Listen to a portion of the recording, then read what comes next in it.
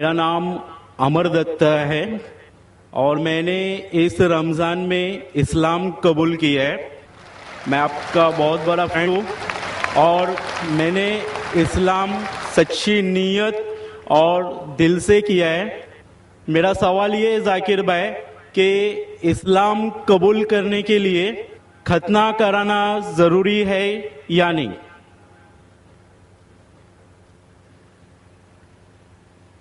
بھائی صاحب ماشاء اللہ اس رمضان میں اللہ نے ہدایت دی انہیں اور امن کا مذہب قبول فرمایا. میں دعا کرتا ہوں اللہ سبحانہ تعالیٰ سے کہ آپ کی انشاءاللہ جد و جہد کو قبول فرمائے. اس دنیا اور آخرت میں بھی انشاءاللہ آپ سفلتا پائیں گے. آپ کا سوال تھا کہ جب غیر مسلم بنتا ہے، اسلام قبول کرتا ہے، تو ختنہ کرنا ضروری ہے کہ نہیں؟ ختنہ کرنا جب ایک انسان مسلمان بنتا ہے تو فرض نہیں ہے لیکن سنت موقدہ ہے. فرض نہیں ہے لیکن سنت موقدہ ہے، یعنی بہت اہم سنت ہے. It is recommended. کیوں؟ کیونکہ کئی وجہ ہے. آپ شاید جانتے ہیں کہ سائنس ترقی کرنے کے بعد سائنس آج یہ کہتی ہے کہ جب ایک بچہ پیدا ہوتا ہے، پیدا ہونے کے بعد اگر اس کی ختنہ ہوتی ہے تو اسے بہت کم چانسز ہے carcinoma of the penis, cancer of the penis ہونے کے بہت کم چانسز ہے. اسی طریقے سے کئی بیماریاں ہیں جو ختنہ کرنے کے وجہ سے یہ بیماری اس لڑکے کو، اس آدمی کو ہو نہیں سکتی. مثال کے طور پہ دیر از دا پریپیوس وچ از دیر، اس کے وجہ سے وہ زپ میں اٹک سکتا ہے. They can be problem with it. Further more آج کی ریسرچ یہ بھی کہتی ہے کہ جو شخص ختنہ کر چکا ہے اس کو ایڈس کے چانسز اور کم ہیں. ایسے کئی ریسرچز ہیں. آپ اگر میرا کسٹ سنیں گے سائنس کے بارے میں، اس میں اور ڈیٹیل سے کہا ہوں کہ کیوں ختنہ کرنے کو کہا گیا اسلام میں. تو محمد صلی اللہ علیہ وسلم کی سنت ہے، ختنہ کرنا چاہیے، بہت اہم سنت ہے. کرے تو بہت اچھا ہے لیکن اسلام میں فرض نہیں ہے. Hope the answers the question. Mic number 3 میں اگر کوئی سوال ہو تو کر سکتے ہیں. جی برادر. السلام علیکم. ڈاکٹر ذاکر نائک صاحب، میرا نام نیلیش آمبور ہے، میں اورنگ آباد سے آیا ہوں. میرا سوال یہ ہے سر آپ سے، آپ جب کسی ہندو گیتا یا وید کا حوالہ دے کر اگر آپ کچھ بولتے ہیں یا قرآن سے وہ ملتا ہے تو کیا اس کے اوپر ہم عمل کر سکتے ہیں؟ بھائی صاحب کا سوال ہے کہ جب میں گیتا کا حوالہ دیتا ہوں، وید کا حوالہ دیتا ہوں، دوسرے مذہبی کتابوں کا حوالہ دیتا ہوں، جب وہ قرآن سے ملتی ہے تو کیا ہم اس کے اوپر عمل کر سکتے؟ قرآن کی بات یا وید کی بات کریں یا گیتا کی بات؟ گیتا یا وید کی؟ گیتا یا وید. تو اگر جو چیز وید اور گیتا میں لکھی ہے اور جو قرآن سے ملتی ہے، کیا ہم ان پہ عمل کر سکتے ہیں؟ میرا کہنا یہ ہے کہ قرآن کو کہا گیا فرقان. فرقان مطلب وہ چیز جو سچ اور جھوٹ کے بیچ میں جو ڈفرنس ہے اس کو پہچانتی ہے. فرقان یعنی فرق، حق اور باطل کے درمیان جو فرق ہے اس کو پہچانتی ہے قرآن. جس طریقے سے میں نے کہا کہ کئی پیغمبر آ چکے محمد صلی اللہ علیہ وسلم کے پہلے، اسی طریقے سے قرآن میں لکھا ہے سورہ رعد میں سورہ نمبر 13 آیت نمبر 38 میں کہ ہم نے ہر دور میں ایک کتاب نازل کی ہے. نام سے صرف 4 کتابوں کا ذکر ہے، توراہ، زبور، انجیل اور فرقان، قرآن. لیکن اس آیت کے مطابق کئی کتابیں نازل کی گئی ہے، ان کا نام سے ذکر نہیں قرآن مجید میں. لیکن جتنی بھی کتابیں قرآن مجید کے پہلے آئے وہ صرف ایک امت کے لیے تھی، ایک گروہ کے لیے تھی، اور وہ سارا پیغام محدود تھا ایک وقت کے لیے.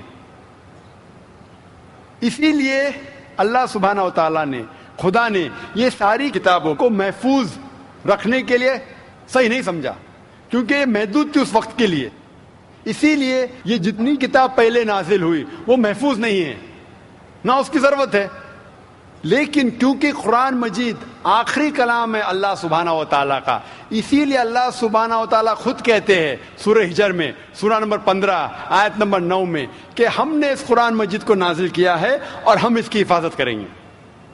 تو جتنے پہلے کتابیں آئے ان کے اندر ملاوٹ ہو چکی ہے، جس طریقے سے اللہ تعالیٰ فرماتے قرآن مجید نے سورہ بقرہ میں سورہ نمبر 2 آیت نمبر 79 میں فَوَيْلٌ لِّلَّذِينَ يَكْتُبُونَ الْكِتَابَ بِأَيْدِيهِمْ ثُمَّ يَقُولُونَ هَٰذَا مِنْ عِندِ اللَّهِ لِيَشْتَرُوا بِهِ ثَمَنًا قَلِيلًا فَوَيْلٌ لَّهُم مِّمَّا كَتَبَتْ أَيْدِيهِمْ وَوَيْلٌ لَّهُم مِّمَّا يَكْسِبُونَ۔ لعنت ہے ان لوگوں پہ جو لوگ کتاب اپنے ہاتھ سے لکھتے ہیں اور کہتے ہیں یہ خدا کی طرف سے ہے۔ لعنت ہے ان لوگوں پہ جو کماتے ہیں، لعنت ہے ان لوگوں پہ جو لکھتے ہیں۔ تو اس سے یہ ظاہر ہوتا ہے کہ جتنے پہلے کتابیں آئے ان میں ملاوٹ ہو چکی ہے۔ یہ قرآن آخری کلام ہے اور کوئی بھی چاہے تو اس کو تبدیل کر ہی نہیں سکتا، خدا خود اللہ سبحانہ وتعالیٰ خود اس کی حفاظت کریں گے۔ اسی لیے آج جب میں مطالعہ کرتا ہوں قرآن اور دیگر مذہبی کتابوں کا، اگر یہ میچ ہوتا ہے، اگر یکساں ہے، جو چیز قرآن اور بھگوت گیتا میں یکساں ہے، مجھے کوئی بھی گلا شکوہ نہیں ہے ماننے کے لیے کہ یہ پورشن، یہ شلوک خدا کی طرف سے ہے۔ لیکن اگر قرآن سے نہیں ملتا ہے تو میں کہوں گا کہ ہو سکتا ہے، ہو سکتا نہیں، لیکن قرآن کے خلاف ہے تو میں کہہ سکتا ہوں کہ یہ خدا کا کلام ہے نہیں۔ اسی لیے جو کلام قرآن سے ملتا ہے، چاہے وہ شلوک ہو یا منترا ہو، وید کا ہو، اپنشد کا ہو یا گیتا کا ہو، یا چاہے دھما پٹ کا ہو، اوستا کا ہو، دساتیر کا ہو، چاہے اولڈ ٹیسٹمنٹ کا ہو، نیو ٹیسٹمنٹ کا ہو، جو بھی چیز قرآن سے ملتی ہے، ہم مسلمانوں کو کوئی گلا شکوہ نہیں ماننے کے لیے کہ یہ بھاگ خدا کی طرف سے ہے۔ اسی لیے میں یکسانیت کے بارے میں ذکر کرتا ہوں۔ تو آپ کے لیے بھی میں کہتا ہوں کہ جو اختلاف کی باتیں ہیں اسے چھوڑ دو، جو یکسانیت کی باتیں ہیں، جو آپ کے کتاب میں لکھا ہے، ویدا میں لکھا ہے، پرانا میں لکھا ہے کہ آخری پیغمبر محمد صلی اللہ علیہ وسلم میں، تو آپ کے لیے فرض ہے کہ آپ بھی اس آخری پیغمبر میں مانیں۔ تو آپ آخری پیغمبر میں مانتے؟ ہاں آپ کی وید میں مانتے؟ ہو مانتے ہیں نا، آپ پرانا میں مانتے ہیں؟ ہو مانتے۔ تو میرے تقریر میں نے اتنے بار کہا اور اتنے حوالے دیا کہ آپ کی مذہبی کتابوں میں لکھا ہے کہ محمد صلی اللہ علیہ وسلم انتم رشی ہے۔ آپ کل کی پرانا پڑھیں گے تو ان کے والد کا نام لکھا ہے وشنو یاس عبداللہ، ان کے والدہ کا نام لکھا ہے سمتی آمینہ۔ وہ کہاں پیدا ہوئیں گے؟ سنبالا میں، مکہ میں، وہ چیف آف سنبالا میں، قریش کے خاندان میں، ساری چیزیں میں نے کہا۔ تو اب آپ مانتے ہیں کہ آخری پیغمبر محمد صلی اللہ علیہ وسلم ہے؟ ہو مانتے ہیں نا، ماشاء اللہ۔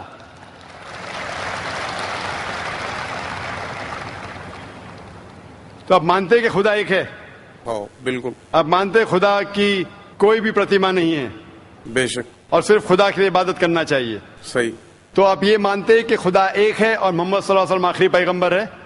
ہو تو جو شخص اس بات کو مانتا ہے کہ خدا ایک ہے اور محمد صلی اللہ علیہ وسلم اس کے آخری پیغمبر ہے، تو اسے ہم کہتے ہیں عربی میں مسلم، یعنی وہ شخص جو امن حاصل کرتا ہے اپنی خواہش اللہ کے احکامات کے مطابق۔ تو آپ مانتے اللہ ایک ہے اور محمد صلی اللہ علیہ وسلم آخری پیغمبر ہے؟ ہو مانتے۔ تو آپ چاہتے کہ اسلام قبول کرے؟ لا الہ الا اللہ محمد رسول اللہ۔ ماشاء اللہ، ماشاء اللہ، ماشاء اللہ، سبحان اللہ۔ آپ سے زبان سے کہہ دیے کہ اللہ ایک ہے، اس کے علاوہ کوئی معبود نہیں عبادت کے لائق، اور محمد صلی اللہ علیہ وسلم آخری پیغمبر، آپ مسلمان ہیں۔ جس طریقے سے آپ نے سوال کیا مجھے شک ہو رہا تھا کہ ماشاء اللہ آپ مومن ہیں، اور میں دعا کرتا ہوں اللہ سبحانہ تعالیٰ سے کہ آپ کو انشاءاللہ اس دنیا اور آخرت میں سفلتا دے۔